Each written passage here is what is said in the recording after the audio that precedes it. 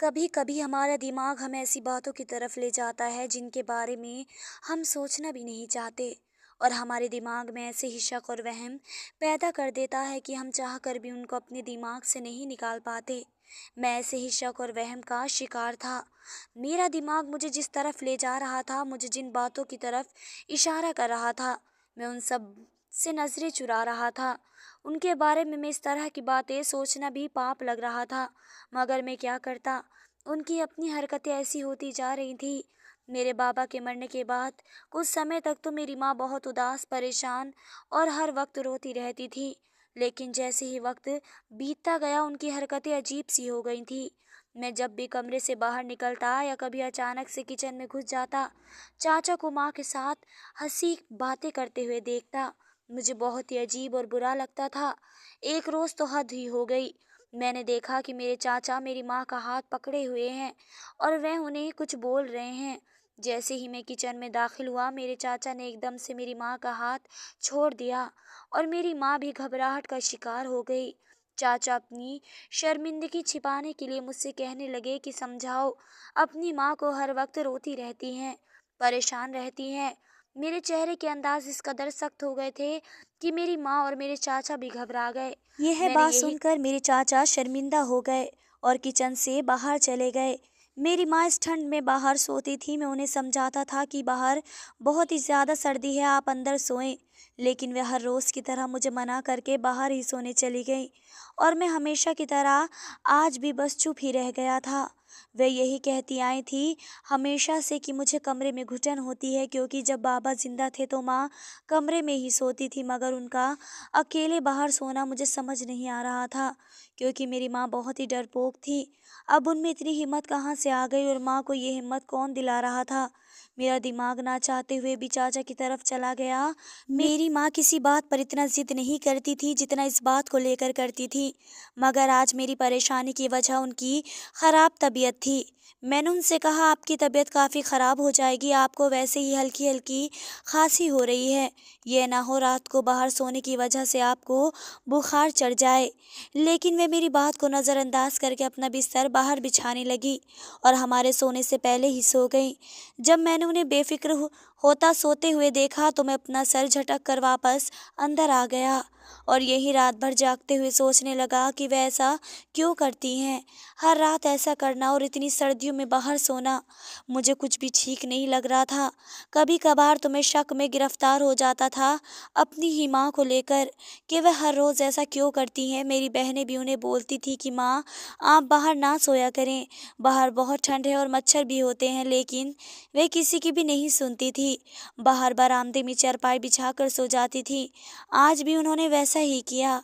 हम लोग भी रोज़ की तरह सो गए थे, लेकिन अब मेरे दिमाग में अजीब किस्म के वहम आ रहे थे, क्योंकि मुझे मेरी माँ का बिल्कुल बेवजह जिद करना शक में डाल रहा था, क्योंकि हर रोज़ इस तरीके से करना मेरी समझ से कुछ बाहर था। मैं आज के दिन यही प्लान बना रहा था कि मैं आज की रात नहीं सोऊंगा, बल्कि जाग कर देखूंगा कि मेरी माँ आधी रात को ऐसा क्या करती हैं जो वह आराम वाली चीज़ को छोड़कर बाहर की सर्दी में सोती हैं। माँ के बाहर जाते ही मेरी बहन ने मुझसे ये सवाल भी किया कि आपने माँ को ज़्यादा क्यों नहीं रोका, तो मैंने उसको डांट कर चुप करवा दिया था और वह अपना छोटा सा मुंह लेकर अपने बिस्तर में दिपक गई। मुझे जिस वक्त का इंतजार था मैं इसी सोचों में उलझ गया था और वह वक्त भी दूर नहीं था। मैंने एक नज़र बिस्तर से निकलकर बरामदे में झांक कर देखा तो वह मुझे सोई हुई नजर आई, इसलिए मैं भी खामोशी से आकर बिस्तर पर लेट गया। लेकिन मैंने रात आंखों ही आंखों में काट दी, क्योंकि मुझे आज किसी भी हालत में सोना नहीं था, क्योंकि मुझे आज वो रात जानना था जिसकी वजह से मेरी माँ सर्दी में ठिठुरने पर मजबूर हो जाती थी। मुझे बार बार नींद सी आ रही थी, क्योंकि मैं रात में जल्दी सोने का आदी था, लेकिन मुझे रात जागना था, जिसके लिए मैंने खुद को जगाए रखा। आधी रात जैसी हुई मैं अपने बिस्तर से खामोशी से निकला, चारों तरफ निगाहें घुमाई तो मेरी बहन भाई खामोशी से बिस्तर में सो रहे थे। मैंने बाहर आकर देखा तो मेरी माँ का वैसे ही बिस्तर लगा हुआ था और वह बिस्किड़ी सिमटी सो रही थी। मैंने जब अपनी माँ को वहीं सोते हुए देखा तो मुझे बेहद भरोसा हुआ, खुद को बहुत गलत ठहराया और खुद पर ही खड़े खड़े बहुत गुस्सा हुआ। मुझे अपनी माँ पर शक नहीं करना चाहिए था। मैं ये कहकर जैसे ही पलटने लगा तो मुझे कुछ अजीब सी आवाज़ आई और जैसे ही मैंने पलट कर देखा तो वहाँ कोई भी नहीं था। मैंने सोचा कि चलो माँ के पास जाकर उनकी रज़ाई को थोड़ा ठीक कर देता हूँ और अपनी सोच पर गुस्सा करते हुए मैं कदम पे कदम जैसे उनकी तरफ चलने लगा। मुझे अजीब सा महसूस होने लगा क्योंकि मैं देख सकता था कि चारपाई पर सिर्फ एक बिस्तर नहीं था बल्कि चारपाई पर दो बिस्तर थे। और जैसे ही मैंने थोड़ा सा करीब जाकर देखा तो मेरी माँ मेरे चाचा के साथ थी। मेरी आंखों को यकीन न आया कि मेरी माँ हमारे ही घर की छत के नीचे ये सब मेरे चाचा के साथ कर रही हैं। मेरे होश उड़ गए। मुझे महसूस होता था जैसे बरामदे की छत मेरे सर पर आ गिरी हो। कुछ मिनट तक तो मुझे समझ ही नहीं आया मैंने क्या करना है।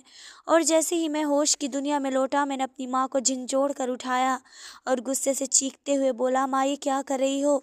उन्होंने हड़बड़ा कर मेरी तरफ देखा और उनके उठने से उनके साथ मौजूद बंदा भी जैसे ही उठा तो मेरी समझ से सब कुछ आ गया था क्योंकि वह तो मेरे चाचा थे और वे मेरी माँ के साथ ये क्या कर रहे थे।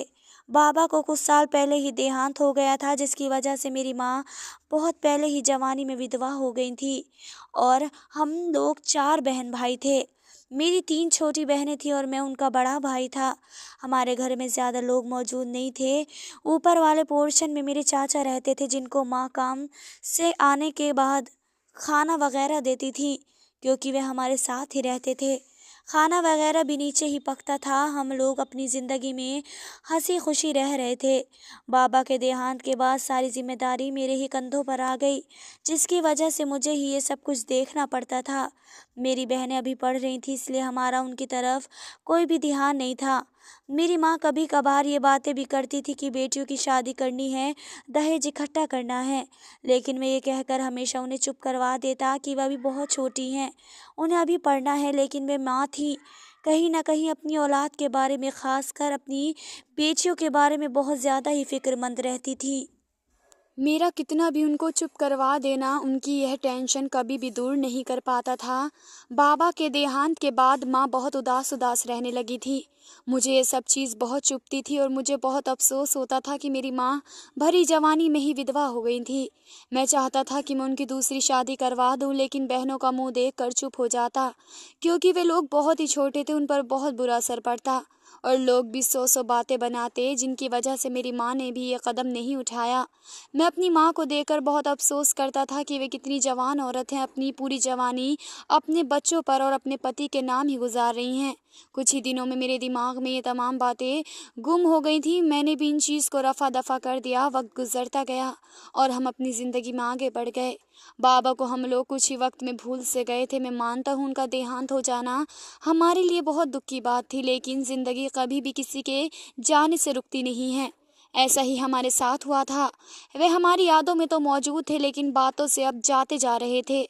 मैंने देखा था मेरी माँ मेरे चाचा के साथ बहुत ही ज़्यादा खुश रहती थी, बहुत अच्छे से उनके काम वगैरह कर देती थी, उनका ख्याल रखती थी। फिर मेरे दिमाग में ये बातें भी आती थी कि चाचा भी हमारा बहुत ख्याल रखते हैं, पैसे वगैरह दे देते हैं, खाने पकाने के लिए सामान ला देते हैं, माँ का भी ख्याल रखते हैं और मेरी बहनों पर भी प्यार भरा हाथ रखते हैं। लेकिन मैंने कभी भी उनको ये महसूस नहीं होने दिया था कि वे हमारे बाप हैं, क्योंकि मैं नहीं चाहता था कि कोई भी हम लोगों पर हुक्म चलाए, भले से वे मेरे चाचा ही क्यों ना हो। कुछ वक्त से मैं एक चीज़ बहुत नोट कर रहा था कि मेरी माँ बाहर सोने लगी थी, लेकिन मौसम गर्म की वजह से मैं चुप था क्योंकि कमरे में काफ़ी ज़्यादा गर्मी हो जाती थी, जिसकी वजह से वह बाहर सोने लगी थी। मैं भी कभी कभार बाहर सो जाता था, लेकिन वह मुझे 1 बजे के बाद कमरे में भेज देती थी कि बस बहुत हो गया, बाहर मत सो, मच्छर हो रहे हैं। मैं भी बाहर से अंदर आ जाता था क्योंकि मैं अपनी माँ का हुक्म मानता मेरी था। माँ लेकिन सारी रात बाहर ही गुजार देती थी। मौसम गर्म गुजारने के बाद जैसे ही मौसम में बदलाव हुआ और ठंड आई, मेरी माँ वैसे ही बाहर सोने लगी। अब मुझे ज़्यादा परेशानी होने लगी थी और मैं उनको बार बार इस चीज़ के लिए मना करता था कि आप बाहर मत सोइए, बाहर बहुत ज़्यादा ठंड हो रही है, जिसकी वजह से आपको ठंड लग जाएगी और आप बीमार हो सकती हैं। और आजकल उनको वैसे भी खांसी हो रही थी, उनका गला भी ख़राब था, उनको कुछ भी हो सकता था, उनको बुखार चढ़ सकता था, जिसकी वजह से मैं उनको बार बार रोक रहा था, लेकिन वे मेरी बात को बार बार नहीं करते हुए बाहर ही सो रही थी। मैं यही सोच रहा था, शायद उनको आदत हो गई है बाहर सोने की, जिसकी वजह से वह बाहर रात गुजारती हैं। लेकिन मुझे नहीं पता था, जो मैं सोच रहा हूँ वह मेरा सिर्फ एक ख्याल है। अगले दिन भी उन्होंने वैसा ही किया और वह सो गई बाहर। लेकिन अब मुझे बहुत ज़्यादा हैरानी होने लगी थी, क्योंकि मुझे अब कुछ भी सही नहीं लग रहा था। मेरे चाचा के साथ उनके रिश्ते बहुत ज़्यादा गहरे होते जा रहे थे, लेकिन मुझे इस चीज़ की बिल्कुल भी परवाह नहीं थी, क्योंकि मुझे लगता था भाभी एक माँ की हैसियत रखती है, जिसकी वजह से वे मेरी माँ को भी अपनी माँ ही समझते हैं।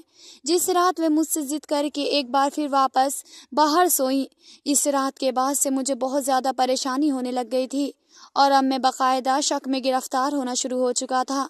सारा दिन मेरे दिमाग में यही चीज़ चलती रहती थी कि मुझे कुछ भी करके इस मामले की आखिरी तह तक पहुंचना चाहिए कि मेरी माँ ऐसा क्यों करती हैं, वे बार बार बाहर क्यों हर रात को सोती हैं। और अगले दिन मैंने सोच लिया कि वे जैसे ही बाहर जाएंगी मैं उनको एक बार ज़रूर टोकूंगा कि बाहर नहीं सोएं। लेकिन अगर वे नहीं मानी और वे बाहर सो गईं तो मैं रात भर जाग कर उनकी पहरेदारी करूंगा। मैं देखूंगा वे ऐसा रात को क्या करती हैं जो वे गर्म बिस्तर छोड़कर ठंड में सिकुड़ना ज़्यादा पसंद करती हैं। मैंने अपने प्लान को कामयाबी देते हुए रात भर जाग कर गुजार दी और आखिरी रात के वक्त मैं जैसे ही बाहर उठकर गया तो मुझे ऐसा कुछ भी नजर नहीं आया। लेकिन मैं जैसे ही अपने कमरे की तरफ वापस आने लगा, मुझे कुछ महसूस हुआ जैसे किसी ने कोई आवाज़ निकाली हो। मेरा कान एकदम से खड़े हो गए। मैं वापस पलटा और उनकी चारपाई की तरफ बढ़ने लगा और जैसे जैसे मैं उनकी चारपाई के करीब होता जा रहा था मुझे महसूस हो रहा था कि चारपाई पर एक बिस्तर नहीं बल्कि 2 बिस्तर लगे हुए हैं। और मैंने जैसे ही पास जाकर देखा तो मुझे महसूस हो गया कि मेरी माँ की चारपाई पर कोई आदमी भी सो रहा है। और मैंने जैसे ही कंबल उठाकर देखा तो मुझे महसूस हुआ कि मेरे कदमों से ज़मीन निकल जाएगी और बरामदे की छत मेरे सर पर आकर गिर जाएगी। मेरे तो होश उड़ गए थे, क्योंकि मेरी माँ मेरे चाचा के साथ बहुत बुरी हालत में थी। मुझे समझ नहीं आया मैं किस तरीके से रिएक्ट करूं। मैंने अपनी माँ को झंझोड़ते हुए उठाया और उनसे सवाल किया कि आप क्या कर रही हैं। मेरे चीखने पर वे दोनों ही हड़बड़ा कर उठे और दोनों अपने आप को ठीक करने लगे। वे दोनों जल्दी जल्दी अपने कपड़े पहनने लगे और मैं आंखें फाड़े ये मंजर देख रहा था, क्योंकि मुझे समझ नहीं आ रहा था जिस माँ को मैंने कभी किसी को आंख उठाकर ना देखते हुए देखा, वे मेरी माँ मेरे चाचा के साथ ही घर में ये सब क्या कर रही हैं। मुझे अपनी आंखों पर यकीन नहीं आ रहा था। मैं हमेशा से ही समझता रहा था कि मेरी माँ मेरे बाबा के साथ अभी तक वफादार हैं, वे इसकी औलाद के खातिर कुछ भी नहीं करती हैं। लेकिन मुझे नहीं पता था कि मेरी माँ अंदर ही घर में मुंह मार रही हैं। उन लोगों ने जैसे ही अपने कपड़े सही किए तो मैंने चीखते हुए उनसे सवाल किया कि आप दोनों क्या कर रहे हैं। आप दोनों में शर्म और हया नाम की कोई चीज़ मौजूद है या नहीं। आप दोनों एक दूसरे के लिए गैर हैं और आप दोनों ये क्या कर रहे हैं एक दूसरे के साथ। मेरी आवाज़ और तेज़ होती जा रही थी। मेरी माँ मुझे खामोश करवाती हुई बोली कि चुप हो जाओ, तुम्हारी बहनें कमरे से बाहर आ जाएंगी। वे दोनों बिल्कुल होश खो चुके थे। दोनों के चेहरे की हवाइयाँ उड़ गई थी। उन दोनों के दिमाग में भी बिल्कुल ये नहीं था कि मैं कमरे से बाहर आकर उनका एक घिनौना खेल देख लूँगा। मेरी माँ मेरे आगे हाथ जोड़ते हुए बोली, प्लीज़ चुप हो जाओ, किसी को ये बातें मत बताओ। मैंने बोला, आप दोनों ये पाप कर रहे हैं। अगर आप दोनों को इतनी ही एक दूसरे की चाहत थी तो एक दूसरे से शादी कर लेते। बिना शादी के आप दोनों ये सब कर रहे हैं, ये गुल खिलाते फिर रहे हैं। तो मेरे चाचा मेरे पास आते हुए बोले कि तुम बहुत ज़्यादा बोल रहे हो, खामोश हो जाओ। तुम्हें नहीं पता इन सब चीज़ों के बारे में। मुझे हैरत का एक और झटका लगा कि वे कितने बेखौफ ये बातें कर रहे थे। मैं गुस्से से चीख कर बोला कि आपको शर्म आनी चाहिए, यह आपकी माँ जैसी हैं। हमेशा भाभीियों को माँ का दर्जा दिया गया है और आप एक माँ के साथ ये सब करते फिर रहे हैं। आपके अंदर इतनी भी हया और शर्म बाकी नहीं रही। ये आपके भाई की बीवी है, आपने उन पर ही इतनी गंदी नज़र रखी और आप उनके साथ ये सब करते आ रहे हैं। आपको इतना ख्याल नहीं आया कि आपकी भतीजी भतीजा भी इस घर में रहते हैं। चलो मैं तो लड़का हूँ, लेकिन इस घर में 3 छोटी बच्चियाँ भी रहती हैं, उनका ही आप दोनों थोड़ा सा ख्याल कर लेते। अगर उनमें से ही कोई आप दोनों को ये सब करते हुए देख लेती तो क्या सोचती। मेरा बस नहीं चल रहा था मैं अपने चाचा के गिरबान पकड़कर अपने घर से बाहर निकाल दूं। मेरे चाचा मुझे गुस्से भरी निगाहों से देखते हुए बोले, तुम नहीं जानते हो मेरा और इनका रिश्ता क्या है। मैंने बोला, आप दोनों का रिश्ता आखिर क्या है। मुझे सब पता है, आप दोनों एक दूसरे के देवर और भाभी हैं और आप दोनों ये सब कर रहे हैं। तो मेरे चाचा मुझसे तेज़ आवाज़ में गरजते हुए बोले कि तुम बहुत ज़्यादा बोल रहे हो, बीवी लगती है ये मेरी। हम दोनों ने तुम्हारे बाबा के देहांत के बाद ही एक दूसरे से शादी कर ली। मैं तुम्हारी माँ का पति हूँ और इसी वजह से तुम्हारी माँ के साथ ये सब कर रहा हूँ। तुम कोई नहीं होते मुझ पर या अपनी माँ पर उंगली उठाने वाले। मैंने बेयकीनी निगाहों से अपनी माँ की तरफ देखा और मेरे मुंह से चंद ही लफ्ज निकले, माँ ये सब चाचा क्या बोल रहे हैं। वे मेरी तरफ देखते हुए बोली, तुम्हारे चाचा बिल्कुल ठीक बोल रहे हैं। मैंने तुम्हारे बाबा के देहांत के कुछ दिनों बाद ही तुम्हारे चाचा से शादी कर ली थी। मैं बिल्कुल खामोश होकर उन दोनों को देख रहा था और नज़र नीचे करके वापस कमरे में चला गया। मुझे अंदर ही अंदर बहुत बुरा फील हो रहा था। मुझे रोना आ रहा था। हालांकि अभी कुछ देर पहले ही की बात है, मैं खुद उनसे कह रहा था कि आप दोनों आपस में शादी कर लेते। लेकिन जब मैंने ये सुना उन दोनों ने सच में शादी कर ली है तो मुझे धक्का सा लगा। ना जाने क्यों मुझे बहुत बुरा महसूस हो रहा था, क्योंकि मैं अपने बाबा को खो चुका था, लेकिन मैं अपनी माँ को किसी और के साथ बांटना नहीं चाहता था। और हकीकत में अपनी माँ के मामले में मैं बहुत ज़्यादा सोचता था। मैंने उन दोनों से और कोई सवाल नहीं पूछा कि आप लोगों ने क्यों शादी की और इन सब बात को हमसे क्यों छुपाया। बस चुपचाप मैं अपने कमरे में आया था और मैं जो अपने बाबा के जाने के बाद बहुत मजबूत बन गया था, मैंने वो सारी रात बिस्तर पर रो कर गुजारी। और आज मुझे लग रहा था मैं बहुत ज़्यादा कमज़ोर हो गया हूँ। मुझे अपनी माँ पर बहुत ज़्यादा गर्व था कि इन्होंने हमारी वजह से दूसरी शादी नहीं की और अपनी जवानी हम पर बर्बाद कर दी। अब जब मैंने उनकी दूसरी शादी की बात सुनी तो मुझे एक और धक्का सा लगा। सुबह होते ही मेरी माँ ने मेरी बहनों को स्कूल भेज दिया और खुद मेरे पास आकर बैठ गई और मुझसे कहने लगी कि मैं तुमको बताना चाहती थी कि हम दोनों ने शादी कर ली, लेकिन तुम्हारे चाचा ने मुझे ये सब बताने से मना किया कि बच्चे अभी छोटे हैं और उनका दिमाग भटकेगा। अभी उनको थोड़ी मोहलत दो ताकि वे सही हो जाएं। बेटा, मैं दूसरी शादी करने के हक में बिल्कुल नहीं थी, लेकिन तुम समझ नहीं सकते मुझे लोगों ने किस कदर दिमागी तौर पर टॉर्चर किया कि मैं मजबूर हो गई और तुम्हारे चाचा की बात मान ली और मैंने तुम्हारे चाचा से शादी कर ली, क्योंकि मैं जानती थी कि मेरी 3 बच्चियां हैं, कल को वे जवान होंगी। ऐसे में उनके चाचा का उनके सर पर हाथ रखना बहुत ज़रूरी है, क्योंकि तुम भी छोटे हो। वक्त से पहले तुम पर बहुत सारी जिम्मेदारियां पड़ गई थी। कभी ना कभी तुम भी शादी करके अपना घर बसाओगे, बेटियां भी शादी करके ससुराल चली जाएंगी और तब मैं अकेले बैठकर हाथ मलती। इससे बेहतर था कि मैं वक्त पर सही फैसला कर लेती। अभी हम लोगों ने शादी को सबसे छुपा रखा है, क्योंकि हम वक्त आने पर सबको बताना चाहते थे, लेकिन वक्त से पहले ही तुम्हें ये सब कुछ पता चल गया और तुम पर ये राज खुल गया। बेटा प्लीज़ तुम मुझसे नाराज़ मत होना, मगर एक औरत की मजबूरी तुम नहीं समझ सकते। हमारे यहाँ एक रस्म है, जो लड़की विधवा हो जाती है, इसके भाई और बाबा उसको वापस ले जाते हैं और पैसों के बदले उसको बेच के इसकी शादी किसी और से करवा देते हैं। मेरे कानों में जब ये बात पड़ी कि मेरे भाई मुझे बेच देना चाहते हैं और वे 5 लाख के बदले किसी दूसरे आदमी से मेरी शादी करवाना चाहते हैं और उनका कहना था कि बच्चों का वे लोग ख्याल रख लेंगे, ये बात सुनकर मुझे बहुत ज़्यादा धक्का लगा। मैं नहीं चाहती थी कि तुम लोग अपने घर से निकलो, दर दर की ठोकरें खाओ। तुम लोगों के बाप का साया तो तुम लोगों से छिन चुका है, लेकिन माँ का साया तो सलामत रहता। इसलिए जब मैंने तुम्हारे चाचा से इस बारे में बात की तो तुम्हारे चाचा ने मुझसे शादी की बात कही और मुझे उनकी बात कुछ बुरी नहीं लगी, क्योंकि अगर मैं तुम्हारे चाचा से शादी करती तो इसके बदले में इसी घर में रह सकती थी और तुम लोग भी अपने ही घर में रह सकते थे और मेरे पास रह सकते थे, क्योंकि तुम लोगों के चाचा तुम लोगों की परवरिश करने के लिए खुशी खुशी तैयार थे, क्योंकि तुम लोग उनका खून हो, उनके भाई की निशानी हो। मेरी माँ रोती हुई मुझे बताती जा रही थी और ये बातें सुनकर मैं हैरान हो गया। हाँ, मुझे कुछ अंदाज़ा था कि हमारे गांव में ऐसा ही होता था। जब किसी औरत का पति मर जाता तो इसके मायके वाले इसको लेकर चले जाते और इसकी शादी कहीं और करते थे, लेकिन इस बात का मुझे पता नहीं था कि वे पैसों के बदले उनकी दूसरी शादी करते थे। बहरहाल हमें माँ की मजबूरी समझ गया। मैं चाहे बड़ा था, लेकिन मेरी बहनें बहुत ही छोटी थी और लड़कियों को माँ की बहुत सी ज़रूरतें होती हैं और हम घर से बेघर भी नहीं होना चाहते थे। हम अपने ही घर में थे, क्योंकि ये घर बाबा और चाचा का था।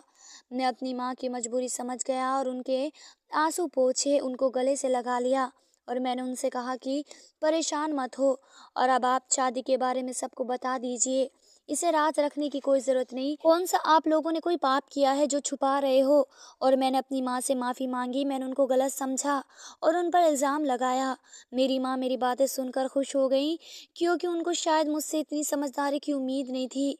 मेरी माँ मेरे चाचा की शादी का सबको पता चल गया। मेरे चाचा ने मेरी बहनों को बेटी बना कर पाला, उनकी हर ख्वाहिश पूरी की, उनके हर लाड उठाते थे। और जो बाबा उठाते थे, मेरी बहनें चाचा के साथ बहुत ज़्यादा खुश थी और उनको बाबा कहती थी मैं, क्योंकि थोड़ा बड़ा था। इस वजह से मुझे एक अजीब सी झिझक थी। कुछ समय बाद मैंने भी अपने चाचों को बाबा कहना शुरू कर दिया और अब हम खुशी खुशी रह रहे थे। मेरे चाचा ने मेरा भी एडमिशन करवाया और मुझे पढ़ाई के लिए बाहर भेज दिया था। धन्यवाद दोस्तों।